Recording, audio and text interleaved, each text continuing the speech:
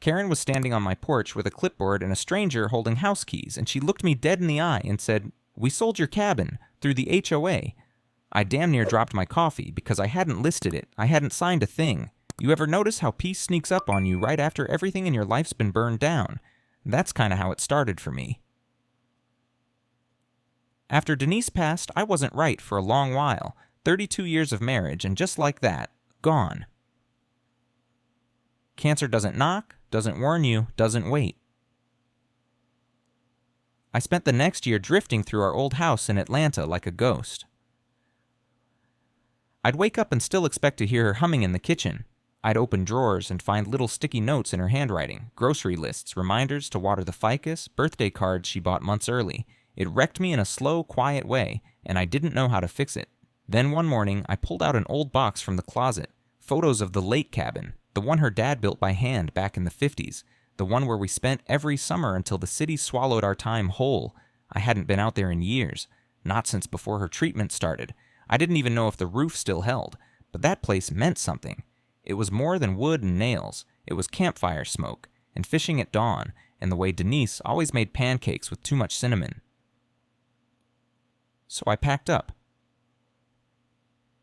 Sold the house in Atlanta, boxed up what was left of our life, and drove north to the cabin. Didn't tell anyone except my daughter, who thought I was losing it.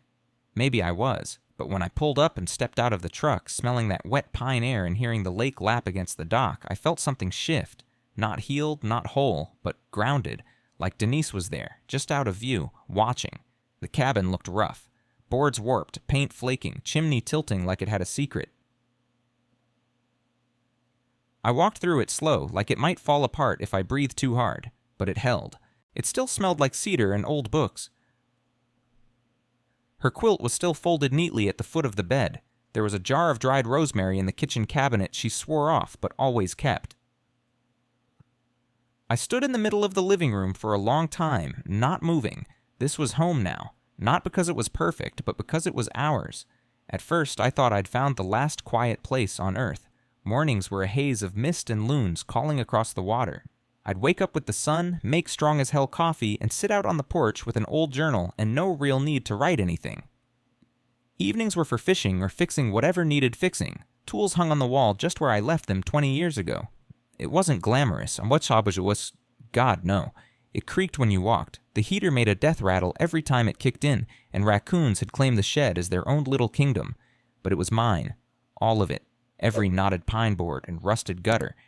It had been in my family for 3 generations. I'd kept the taxes paid, the land surveyed. It was clean, legal, and fully mine.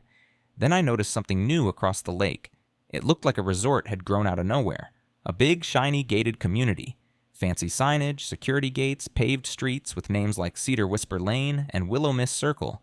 Real estate brochures blowing into my yard with photos of smiling couples in matching vests and kids who looked like they'd never stepped in mud. I didn't think much of it at first. Let them have their yoga by the lake. I had trout to catch and fences to mend. But then came the golf carts, and the clipboard people, and her. Karen. She rolled up one afternoon like she was surveying land for royalty. Wide-brimmed sun hat, pearl earrings, Chanel perfume that nearly knocked me off the porch. She introduced herself as the president of the Willow Pines HOA and handed me a packet of documents thick enough to stop a bullet. Hello. Just wanted to make sure you're aware that technically your property now falls within the Willow Pines Exterior Oversight Zone. I blinked at her. The what now? She smiled like I'd just told a joke. It's nothing complicated. Just community upkeep standards. Lawn maintenance, paint colors, dock materials, acceptable fencing. You know, basic harmony stuff. I stared at her, then at the stack of paper, then back at her. This cabin was here before your little kingdom had a name. That wiped the smile off her face for about half a second. Then it was right back on, tighter now. Oh, of course, we value legacy properties, just trying to bring everything up to modern code. I didn't say another word, just closed the screen door and let it slam behind me. 3 days later, I got a letter in the mail. $75 fine for untrimmed vegetation, which in real human language meant pine needles on the ground. A week after that, another fine, this one $125, for dock discoloration inconsistent with HOA standards. I laughed. Laughed so hard I nearly choked on my sandwich. I thought it was a mistake, figured someone sent the letters to the wrong address. So I tried calling the HOA office. No answer. Left a message, then another. Nothing. So I drove down there myself, thinking I'd speak to someone reasonable. The place looked like a damn country club. Fountains, a gym, tennis courts. The clubhouse had chandeliers, and there, behind a granite counter that probably cost more than my truck, was Karen. "Ah, Mr. Grayson," she said, flipping through a binder like she was running a court. "Decided to come see how the other half lives? I came to ask why the hell you're fining me for a dock that's been on my family's property since 1962. She folded her hands and smiled like I was a toddler refusing a nap. "We represent the interests of the Willow Pines community and your property borders shared access lakefront, which makes you subject to external compliance. You can't fine me for land you don't own." "Palmer?" She leaned forward, voice all honey and vinegar. "Then I suggest you consider upgrading your cabin to meet our standards, or selling." She slid a flyer across the counter. "We buy lakefront fast." I pushed it right back without looking, and that's when I knew this wasn't about grass or paint or compliance. It was about control. She didn't want harmony, she wanted ownership, and I had just made myself a problem she couldn't ignore. About a week after that little run-in at the clubhouse, I came home from town with a fresh loaf of bread and a six-pack, only to find my mailbox half buried in the ditch. Now sure, mailboxes get knocked down sometimes, snowplows, drunk teenagers, bad backing up jobs, but this wasn't that. The post was snapped clean, like someone had taken a bat to it. Clean break, no skid marks, no debris, just a pile of broken wood laid out almost too neatly, like it had been staged. And on top of the mess, a folded piece of paper taped to what used to be the front of the box. Another notice. This one said I was being fined again, this time for unsightly boundary elements, which I guess is HOA language for "We don't like the way your box looks." Except I hadn't touched the damn thing since I put it in 10 years ago, and it was just fine until someone clearly helped it become unsightly. I stared at it for a long while, didn't move, didn't curse, just stood there in the quiet, wind picking up around me. I could smell pine and dirt and that faint mildew from the lake. My truck clicked as it cooled behind me, and the paper just flapped a little on the broken post like it knew exactly what it was doing. I took a deep breath, peeled it off, and walked inside without a word. But my stomach was tight. Something had shifted. That mailbox wasn't an accident. It wasn't some bored kids messing around. It was a message, and the more I thought about it, the more it made sense. It was too clean, too intentional, like they wanted me to know. That night, I had trouble sleeping. Not because I was afraid, but because something about it just didn't sit right. That little voice in the back of my head, the same one that always spoke up when a contractor tried to overcharge me or when a bridge load calculation didn't feel right during my working years, kept whispering, "This isn't random." Next morning, I replaced the mailbox. I even cemented the new post in, just in case. And when I was done, I stood out there a while, arms crossed, eyes scanning the tree line. I half expected Karen to come rolling up in her damn golf cart with another clipboard, ready to educate me on the proper angle for mailbox posts. But she didn't. What I did get, 2 days later, was a second violation notice, this time tucked under the windshield wiper of my truck like a parking ticket. Unauthorized foliage management. I swear to God, I thought it was a prank. Apparently, trimming a couple of my own tree limbs that were brushing the roofline now counted as a fine-worthy offense. No mention of the broken mailbox, no acknowledgement of the previous boundary element. Nonsense, just this smug little note about over-trimming. Thing is, I hadn't trimmed anything, not yet anyway, so I walked around the back of the cabin and nearly dropped the rake I'd been holding. Someone had come onto my property while I was gone and trimmed half the damn trees lining the rear slope. Not nicely either. It was sloppy, uneven, branches hacked like someone had just gone at them with a dull machete. A few limbs were still dangling from the cuts like half-hung rope. Worse, one of the big oaks had fresh scarring near its base. Deep scrapes that went into the bark, maybe from dragging something heavy across it. That oak had been there longer than I'd been alive. It shaded the back half of the cabin through the hottest months. Denise used to hang wind chimes from one of its lower branches. Now it looked like it had survived a tornado, or someone wanted it to look like that. I stood there in the quiet, hands on my hips, eyes scanning everything. That's when I noticed the sign. Right at the edge of my driveway, perfectly aligned with the road. It wasn't there when I left for town. Big white rectangle with bold red letters. For sale, lakefront property. Inquire with Willow Pines, HOA. I walked over slowly, heart thudding like I was approaching a live wire. My name wasn't on it, no contact info, no price. Just a generic HOA phone number and that smug little logo with a tree and 3 geese flying overhead. I ripped the sign out of the ground and nearly took a chunk of soil with it. It wasn't just a violation anymore. This was a move, a deliberate, calculated step. They weren't trying to get me to follow their little rules. They were trying to make me leave, and I still wasn't sure why. Not yet, but something told me Karen wasn't just doing this out of boredom. This wasn't some crusade for prettier yards and HOA harmony. She wanted something, and my land, my family's land, was standing in the way. Couple days after I tore down that bogus for sale sign, I came back from a fishing trip with my old buddy Walter, and something immediately felt off. The gravel in the driveway was scattered like someone had peeled out. The screen door was hanging loose on one hinge, and the quiet? It wasn't the usual peaceful lake quiet. It was tense, like everything was holding its breath. I parked the truck, stepped out, and tried the front door. Locked. Not like I forgot to unlock it, kinda locked either. Different lock altogether. New hardware, shiny brass, definitely not mine. I stood there staring at it for a few seconds, wondering if I'd officially lost my mind or if this was actually happening. Then I noticed something even more unbelievable, a red and white private property, no trespassing. Sign nailed right into the center of the door. Not taped. Nailed. Through the damn wood. I backed off slowly and looked around the porch. My dog's water bowl was gone.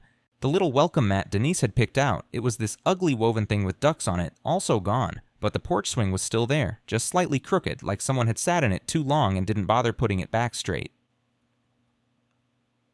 I walked around to the back, heart racing, hands starting to shake in that way they do when your brain hasn't caught up to your instincts yet. The shed was padlocked, the canoe was missing, and then I saw him. Standing at the edge of the clearing, phone to his ear, in a suit that probably cost more than my entire monthly pension. Tall guy, bald, perfectly polished shoes that had never seen a trail in their life. He had keys in his hand. My keys. He saw me and immediately turned away, talking faster into the phone. I marched over, boots crunching across the gravel like thunder. Hey, you want to explain what the hell you're doing here? He looked at me like I was some lost tourist. This is private property, sir. Yeah, I said, stepping closer. It's mine. At that moment, another familiar figure strutted into view like she was walking a damn catwalk. Karen, clipboard in hand, sun hat perched on her perfectly sprayed hair. Oh, Nathan, she said, all syrup and smugness. You're back. You changed the locks on my home. Technically, no, she said, flipping a page. This property was deemed abandoned after 30 days of non-compliance with HOA exterior maintenance standards. Under subsection blah blah of our emergency recovery code, it was eligible for reclamation and resale. She gestured at the guy in the suit. This is Mr. Conway. He just closed on the cabin this morning. I laughed. Not a polite laugh either. One of those dry, angry cough laughs that comes from your chest when reality finally snaps. You sold my cabin? That you don't own? That I never listed? She held up the clipboard like it was a shield. We followed proper procedure. You failed to correct multiple violations over the grace period. After no response, we initiated transfer protocols. I wanted to scream. Instead, I pointed past her shoulder. My damn tools are still in the shed. The canoe's tied up at the dock. There's half a loaf of bread in the pantry. I was gone for 3 days. That's not my concern, she said, eyes narrowing. It's done.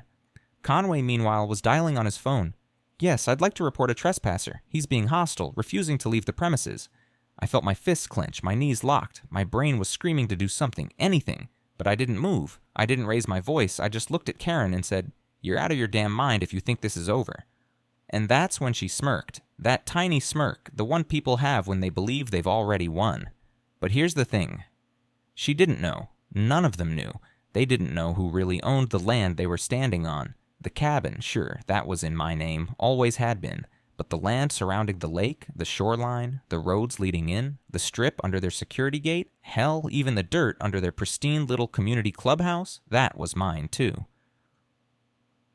Legally, quietly, and entirely. See, when Denise and I inherited the property years ago, a developer came sniffing around, trying to buy up everything around the lake, wanted to build a luxury lakeside experience, whatever the hell that meant.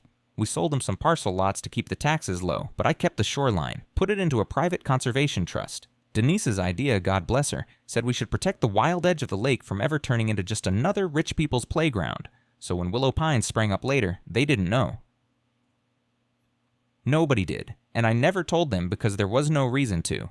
Not until now, but suddenly I had leverage they couldn't begin to fathom, and I wasn't about to waste it. The next few weeks were like living in a slow-motion car crash. I didn't just get locked out, I started getting threats, real ones. Letters stuffed into my truck wipers, notes taped to my cabin windows. HOA board members would accidentally show up on my property and claim they were checking community infrastructure. One morning I woke up and found every tree on the lake-facing side of my property spray-painted with orange X's. And then, like they were daring me to react, they posted a second for sale sign. Same spot, same phone number, this time with a price, way under market value. They were trying to push me out by pretending I'd already left. It was psychological warfare, but subtle, petty, like they thought I'd just give up. Then it turned. Someone broke into the cabin. They didn't steal anything, at least not then, but drawers were open, papers scattered. My late wife's jewelry box was sitting on the floor like it had been dropped mid-theft. The back window had a cracked pane with shoe scuff marks beneath it, and just sitting in the hallway like a damn calling card was a pry bar, stainless steel, still warm from the night. I sat on the edge of the bed staring at it, hands trembling. This wasn't just about rules anymore. This was personal. This was a message, and that's when something in me changed. Up to that point, I'd played it straight, civil, or respectful. I'd kept my head down, believing the truth would win out. But truth didn't matter to people like Karen. Power did, illusion, control, and now she thought she had both. But the real power, that was still buried beneath her manicured lawns, and it was time I dug it up. I didn't go nuclear right away, as much as I wanted to, as much as the image of Karen's smug little clipboard made my teeth grind. I still believed there had to be a way to fix this without burning the whole damn forest down. So I started with the sheriff. Dale and I go back a ways. Not exactly fishing buddies, but friendly enough to nod at each other in the diner and talk about the Braves without it getting political. He's one of those old-school, small-town guys who's seen everything and is tired of most of it. Doesn't like HOA drama, doesn't like nonsense, and definitely doesn't like paperwork. He pulled up in his cruiser a couple days after the break-in. I called him when I found the pry bar, and to his credit, he showed up fast. He stepped out of the car, big thermos in hand, sunglasses crooked on his face like he'd just woken up in the front seat. "What now, Nathan?" I didn't even answer, just pointed to the crowbar still lying on the hallway floor like a forgotten weapon in a video game. He stepped inside, took one look around, and let out this long, tired sigh. God damn it. "Yeah," I said, my thoughts exactly. He dusted it for prints, more out of habit than hope, and looked at the scuff marks by the window. I told him I hadn't touched anything, hadn't moved the jewelry box or cleaned up the mess. He nodded along, quiet, then looked at me sideways. "You think this is that HOA mess again?" "I don't think I know." Dale scratched the back of his neck. "You got any proof?" I looked him in the eye. "Not yet, but you know I don't call unless I'm damn sure something stinks." He nodded. "All right, I'll file it, log the report, but I gotta warn you. If you're expecting the county to come riding in with handcuffs and torches, you're gonna be disappointed. HOA stuff is murky, civil mostly. I'm not asking for torches," I said. "Just someone to listen before I go full scorched earth." Dale paused at the doorway, hand on the frame. "Whatever you're planning, Nathan, just make sure you can live with it after." I didn't say anything, just watched him drive away, gravel crackling under his tires. Next, I went to Walter. He met me at our usual booth at the diner down by Route 17. Same place we always met since we were young enough to pretend we liked the coffee there. Waitresses still called us Han, like we were regulars even if we hadn't shown up in months. Walter's a retired attorney, worked land use and zoning stuff back when Atlanta was growing faster than people could spell permit. Smart as hell, sharp memory. Still writes everything down on yellow legal pads because the cloud doesn't win cases. He listened while I laid it all out. The false fines, the tree cutting, the bogus sale, the break-in, the damn for sale sign, all of it. When I finally stopped talking, he leaned back, crossed his arms, and let out a low whistle. "Well," he said, "either she's trying to scare you into selling or someone made her believe she can legally get away with this." "She can't," I said. "That land is mine. Every inch of it's deeded. The trust is real. I've got the papers. Then you need to file a civil complaint. Quietly. Not a lawsuit yet, but something formal. Paper trail." He pulled out his yellow pad, started scribbling. "First step, demand HOA cease any further action pending proof of sale. Include your deed, your trust documents, and a notice of trespass." I nodded. "I'll do it." "And call the county," he added. "Planning and zoning. Get a look at any permits they filed. If they're claiming jurisdiction over your cabin, they had to submit something. Public records request." By the end of that week, I'd mailed off 4 different letters. One to the county, one to the HOA, one to the registrar's office, and one to a private property rights group that helps folks fight HOA abuse. I figured if even one of those hits made contact, maybe someone would take this seriously. But then came the curveball. The registrar's office called me back. Nice woman, soft voice, sounded confused. "Mr. Grayson, we've reviewed the document submitted by Willow Pines HOA regarding parcel 1773B, your cabin, and there's a declaration of abandonment on file." I blinked. "A what?" "Abandonment. It claims the property was left vacant for over 30 days without maintenance or owner response, signed by the HOA board president and their real estate liaison." "That's impossible," I said. "I was there. I have receipts, I've got mail, trash service. Hell, I had my fishing license renewed 2 weeks before that." "Yes, sir. That's why I called." Something didn't feel right. The documents, they looked rushed, sloppy. "Do you have the name of the liaison?" She hesitated. "Richard Conway. He's listed as the buyer." And there it was. I hung up and called Walter. "They forged it," I said. "They faked a legal abandonment notice and filed it with the county. Jesus. They didn't just mess up, they committed fraud." "All right," he said, suddenly all business. "Then it's time to escalate, not with threats, not with shouting, with facts, not evidence. Chain of custody. We hit them where they can't wriggle free." So we started gathering everything. Every violation notice, every voicemail from Karen, photographs of the cabin in use, screenshots of text messages between me and neighbors. Even a time-stamped gas station receipt proving I was back in town during the supposed abandonment window. I sent a certified letter to the HOA demanding an immediate reversal of the fraudulent sale and restoration of property access. Attached everything I had. No response. I tried contacting Conway directly. Left voicemails, sent emails. Nothing. Karen? Nowhere to be found.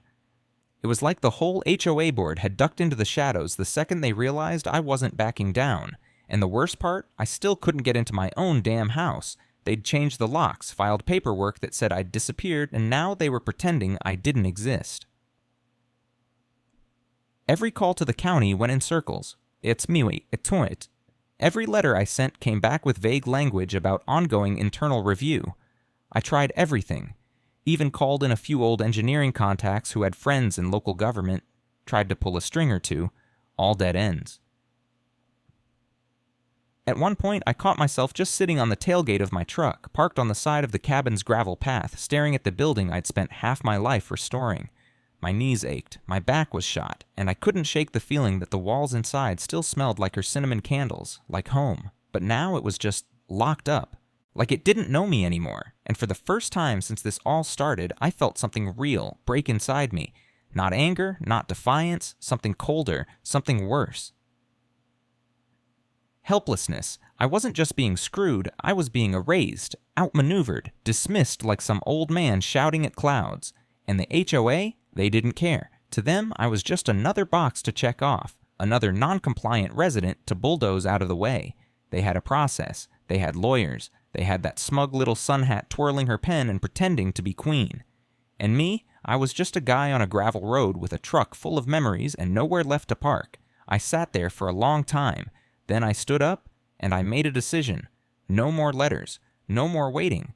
It was time they remembered whose land they were standing on, because I wasn't just coming to get my cabin back. I was coming for everything. I was sitting at the diner, same booth as always, staring into the kind of coffee that tastes like burnt gravel in memory when Walter slid in across from me and dropped a folder on the table like it weighed 100 pounds. He didn't say a word at first, just nodded toward it, real slow. I flipped it open. Inside was a satellite image of the lake, zoomed in, annotated with little red circles and yellow highlighter streaks like someone was planning a military operation.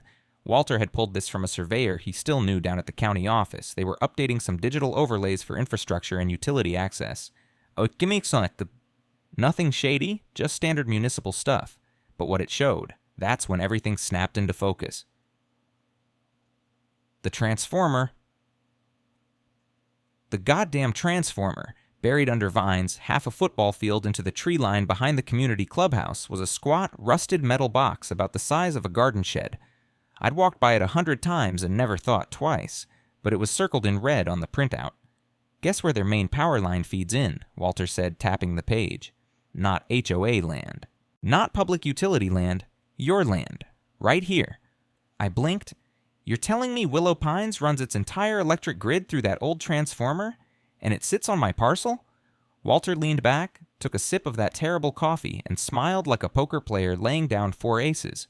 Not under easement, not leased, not even properly recorded on the zoning maps. They ran their entire grid through land they don't own, didn't lease, and never got permission to access. Which means I could shut it off. You could sue. You could demand back pay for 10 years of unauthorized utility access. You could install a fence around it tomorrow and make them reroute every wire. You could, if you wanted, make Karen paddle her golf cart through the dark. I just sat there, stunned. They had been playing checkers, I'd been playing chess. But turns out I'd built the damn board, and suddenly everything made sense. The break-ins, the faked violations, the forged abandonment paperwork. It wasn't about my cabin. Not really. It was about the land. Karen and Conway weren't just trying to get rid of me. They were trying to erase the one person with the legal power to unravel their entire empire. Because if I ever found out about that transformer, Walter wasn't done. He slid another sheet across the table. Bank transfer record. 10 grand from Conway's company to a personal account under Karen Baldwin's name, labeled consulting fee. There it was. The payoff. The bribe. The reason she pushed so hard to get me out, and taped to the back of the bank record, a scanned letter on Willow Pines HOA letterhead, dated and signed by Karen. On authorization to execute emergency property reassignment. Parcel 1773B, owner unresponsive after 10 days. 10 days. I'd been gone fishing for 4. This wasn't incompetence. This wasn't poor communication or HOA overreach. This was conspiracy. I looked up at Walter, my mouth dry. She signed that letter. She forged your abandonment. And Conway bought the whole damn lie. Walter nodded. And now we've got it. Proof of fraud, access violations, payoffs. It's all here. I leaned back in the booth, staring out the window at nothing. I could see the lake from here, the water just barely visible through the trees, glinting in the late sun. Peaceful, like it didn't know it was sitting on top of a powder keg. For weeks I'd been trying to fight fire with fairness. But this was the dynamite, and I knew exactly where to set the fuse. The next morning, I sat on my porch with a cup of tea in one hand and Walter's yellow legal pad in the other, staring out at the lake while scribbling like a man with something to prove. I wasn't angry anymore. I wasn't confused or scared or even tired. I was focused. Everything they'd done, every lie, every fake fine, every forged paper had led to this moment. They thought they were playing the long game, but what they didn't realize was I'd been laying the groundwork for decades without even knowing it. Denise used to joke that I never threw anything away. She wasn't wrong. I had boxes in the shed labeled miscellaneous receipts from the early 90s. Old plans, utility maps, deed copies. Hell, I even had the original paper copy of the shoreline transfer from the Conservation Trust laminated like a kid's book report. I dug all of it out, spread it across the kitchen table. It looked like a war room in there. I called Walter. You busy? He sighed. It's always a bad sign when you ask that. I want to go on offense. He didn't hesitate. I'll be over in 20. While I waited, I called Prescott, that old colleague of mine from back when we were both still chasing paychecks instead of peace.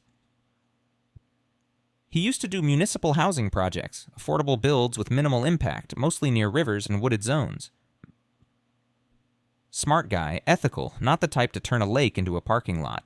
We'd worked together on 2 flood zone restorations years ago, and I remembered something he'd said over bourbon one night.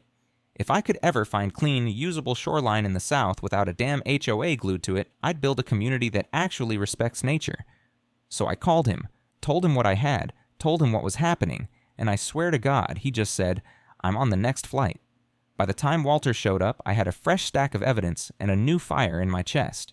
We sat at the kitchen table until the light outside turned gold. We drafted formal documents, a demand for back payment on unauthorized utility access, a notice of land reassessment under conservation designation, and a conditional lease agreement with Prescott for part of the lakefront, land that would be used for a small retirement retreat.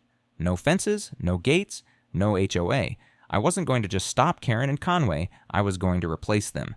The idea was simple: sell a controlled portion of the shoreline to Prescott's company under strict conservation-friendly terms, create a public-facing alternative to Willow Pines, and redirect access routes, meaning if they wanted to use the lake, they'd have to go around through my land. Not through it. I'd legally cut off their direct lake access, I'd pull their power grid out by the roots, and I'd let the rest of the county see exactly who'd been running the show over at Willow Pines. Prescott arrived a few days later with a folder thicker than a Bible and a team of people who looked like they didn't get fazed easily.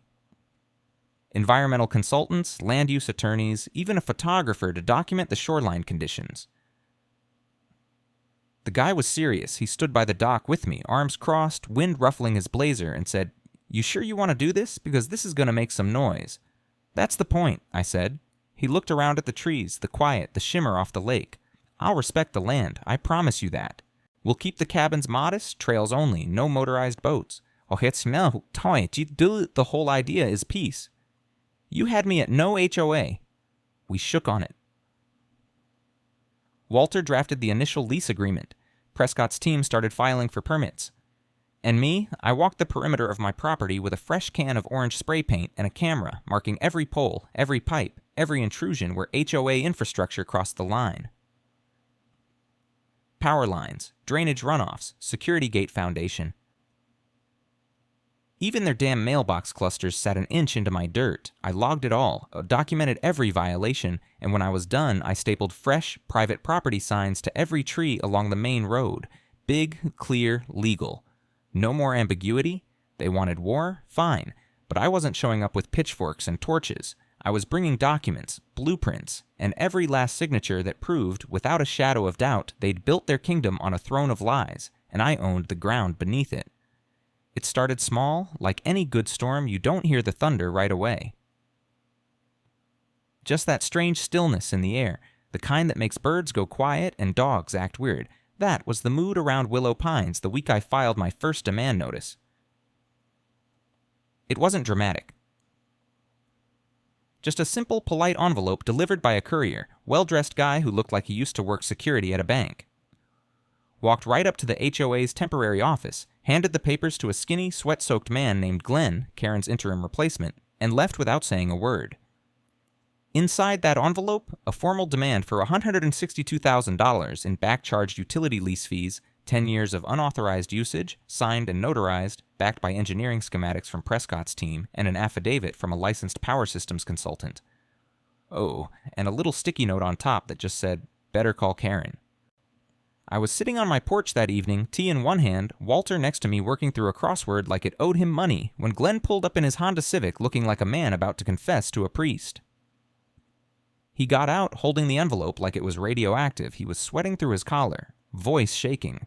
This can't be real," he said, eyes darting from me to Walter and back again. "We didn't know about the transformer. Karen never mentioned anything about—" "She knew," I said, cutting him off. "Conway knew too. We can't pay this." "Then maybe it's time you started thinking about how many of those precious Willow Pines assets you're willing to sell. Clubhouse, tennis court, maybe Karen's rose garden. Pick one."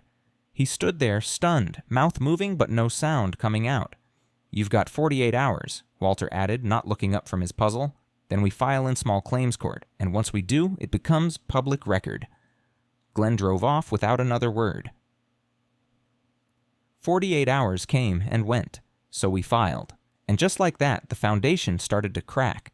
County inspectors showed up to confirm the transformer's location and condition.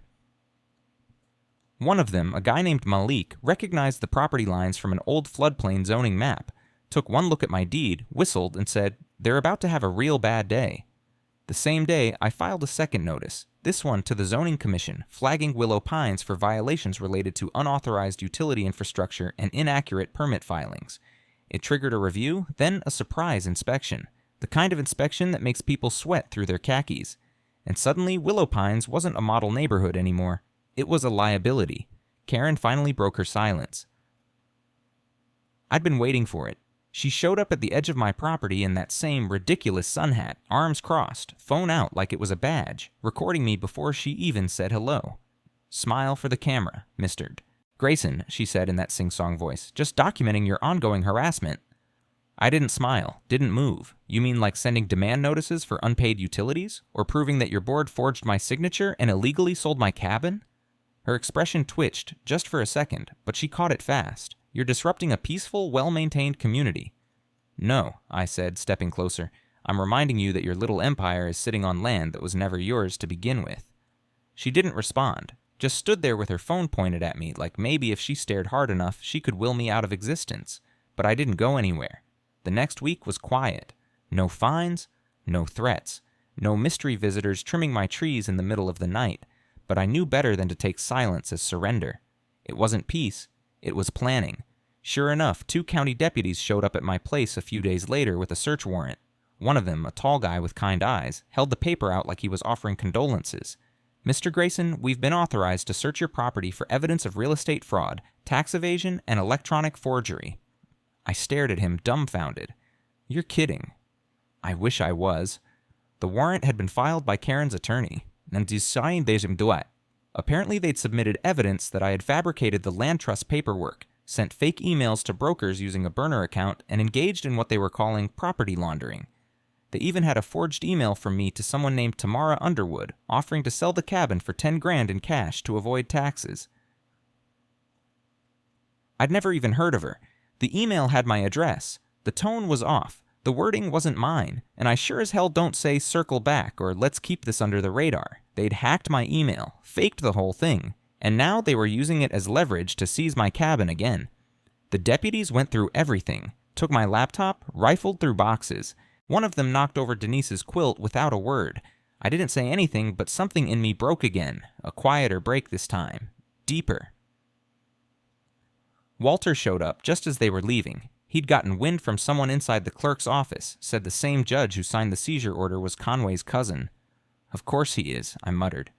"You want to fight this?" Walter asked. I looked at him. "I want to bury them." He nodded. "Then we need more than a lawsuit. We need daylight." So I called Lindsay, reporter from Channel 7. She'd reached out a while back when news started circling about HOA harassment in the area. I hadn't wanted to go public before, but now I was done playing clean. We filmed the interview on my porch. She asked good questions. I gave honest answers, laid it all out. The land, the forged fines, the fake sale, the transformer, the whole damn mess. It aired the next night, and Willow Pines cracked wide open.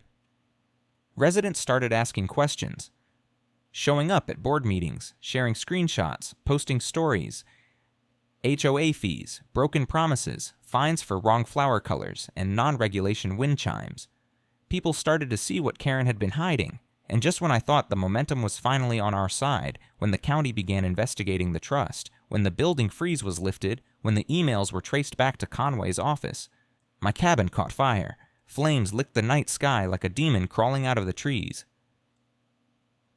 Neighbors said they heard an engine, then saw a figure toss something through the front window and speed off in a black SUV.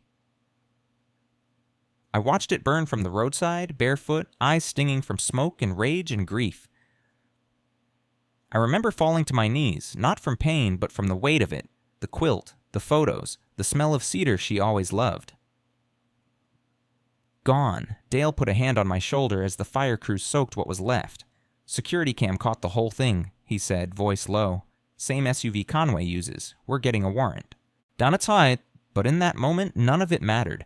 I just lost the one place that had ever felt like home, and that's when I made the final decision. This wasn't a fight anymore. This was war, and I was done playing defense. The fire didn't just burn my cabin, it lit the whole damn town. Next morning, I woke up at Walter's place, hadn't slept much, just stared at the ceiling while my brain ran like a freight train, and my phone was already buzzing. Dozens of texts, voicemails, missed calls, local news, neighbors, even folks I hadn't spoken to in years. Nikki's a bouchy making an how his word was out, and the way it was spreading, you'd think I'd gone viral. Channel 7 ran the story on loop. Not just the interview this time, they had footage, dashcam clips of the SUV speeding away from the scene, thermal drone images showing the flames starting in a single flashpoint at the front window. Dale had given the station just enough detail to suggest arson without confirming it officially. Smart move, made people ask questions. Then came the big one. The segment ran just before noon. HOA scandal deepens. Exclusive documents link Willow Pines president to fraud, bribery, and arson investigation. Lindsay had gone digging. Turns out Karen's consulting fees from Conway weren't a one-time thing. She'd been paid quarterly, and not just her. 2 other board members, too. All under the table, funneled through shell LLCs that listed her nephew as the registered agent. And now the sheriff's department had a new warrant. By sundown, the HOA clubhouse was crawling with county officials and reporters. Someone, probably Glenn, had tipped off the press because there were more cameras than chairs. Walter and I pulled up just in time to see Karen trying to slip out the side door in a navy blue pantsuit, oversized sunglasses doing a poor job of hiding a face that looked like it had just been slapped by karma. A young deputy stopped her. "Ma'am, we're going to need you to stay right here." She started to protest, but the moment she saw Dale walking toward her with that envelope in his hand, everything about her posture changed. Her chin dropped, her shoulders slumped. That sun hat swagger melted right off her bones. "Karen Baldwin," Dale said, loud and clear so the microphones could hear. "You are under investigation for conspiracy to commit fraud, filing false legal documents, bribery of a public official, and criminal trespass." She didn't say a word, just stood there, blinking as the crowd buzzed like a live wire. The board members tried to scatter, but the press was all over them, microphones in their faces. "Did you know about the transformer? Why were HOA dues used to pay private contractors tied to Karen's family? Did you authorize the false sale of Mr. Grayson's property? One of them, Marty, I think, broke right there on the steps. She said it was legal," he stammered, face red, hands shaking. "She said we had paperwork." "Did you ever see the deed?" Someone shouted. "She handled all of it. I just signed what she gave me. It was chaos, the good kind, the kind that smells like justice and fresh air after too many months choking on rules printed in 12-point font." And then, to top it all off, the Planning Commission held an emergency hearing that same night. Prescott and I were invited to speak. They let him go first. He walked the board through the permits, the lease agreement, the plans for the new lakeside retreat. Emphasized conservation. Emphasized access for locals. Emphasized that his development would not include, require, or tolerate a homeowners association. When it was my turn, I stood up with a small folder and said the words I'd been waiting months to say. "My name is Nathan Grayson. I own the shoreline around Willow Pines. I own the dirt under their roads, their power lines, their security gate, and their clubhouse foundation. And for the past 3 years, I've been harassed, lied to, robbed, and threatened by the very people who claim to represent community interests." I laid out the documents, the fraud, the payoffs, the illegal sale of my cabin, and then I said, "I'm not here to punish my neighbors. I'm here to offer them an alternative, an HOA-free development, one that respects their property rights, one that doesn't weaponize bylaws, one that doesn't throw a widow's ashes into a fire just to protect a rosebush." The room went dead silent. Then someone stood up in the back and started clapping. Then another, and then the whole room. Loud, long, real. It didn't fix everything. The cabin was still ash. The quilt was still gone, and I'd never hear Denise's laugh echo off those walls again. But for the first time since this whole nightmare started, I felt like I'd won something deeper than revenge. I'd won back my name, my place, my story. And Karen? She got escorted out of her own gated community in the back of a cruiser while every camera in the county rolled. The funny thing is, once it was over, once the cameras were gone and the lawyers stopped circling, the world didn't explode. It didn't even rattle. It just got quiet. There's a strange kind of silence after a storm like that. You get so used to waking up with your fists clenched, bracing for the next hit, that when the punches stop coming, it almost feels wrong, like something's missing. But then you remember, oh, right, peace. That's what this is. Willow Pine still stands, technically, but it's not the same. The HOA dissolved 6 weeks after the investigation wrapped. Karen's facing criminal charges, Conway skipped town before he could be served, and the new residents? They're organizing a volunteer neighborhood association. No fines, no bylaws, just folks helping each other keep things tidy. Imagine that. Community without control. A couple of the people who used to give me hell actually came by with pie one afternoon. Peach, still warm. I let it sit on the porch table for a bit before I brought it inside. Old habits die hard, but I'm working on that. The cabin's gone, yeah, but the land's still here, and the lake hasn't gone anywhere. It still catches the sun in the morning like a mirror you could fall into and never come out the same. Prescott's team is already putting in the first footing for the retreat center. They even asked if I wanted to name it. I didn't hesitate. Call it Denise's Landing, I said. The sign's already ordered. Walter still comes by most weekends. We sit out back where the fire pit used to be, drink coffee that tastes just slightly better than it used to, and go quiet more than we talk. It's not sad. It's just the kind of quiet you earn. Sometimes I catch myself looking at that patch of woods behind where the cabin stood, half expecting to see her, Denise, coming down the path barefoot with that smirk that said she knew something I didn't, and maybe she still does. I think about that a lot. How much she would have hated Karen. How hard she would have laughed watching her get cuffed on the clubhouse steps. Sometimes I talk to her quietly when no one's around. Hey, baby, I'll say. You'll never believe what I pulled off. The quilt's gone. The photos are ash. But I kept one thing. The fishing pole she bought me our first year together, found it in the shed, somehow spared by the fire. Still smells like cedar and lake water. I took it out a few days ago, caught nothing. Didn't care. I sat there on the dock, my dock, watching the water drift and dance, thinking about the way things used to be and the way they are now, and for the first time in a long time, I didn't feel like I'd lost anything. I felt like I'd built something new, not just for me, for her, for us, and if anyone ever tries to take it again, well, they can talk to my attorney, or the sheriff, or the camera crew, but mostly they can try their luck, because now the whole damn county knows, don't mess with a man who has nothing to lose, and everything worth defending.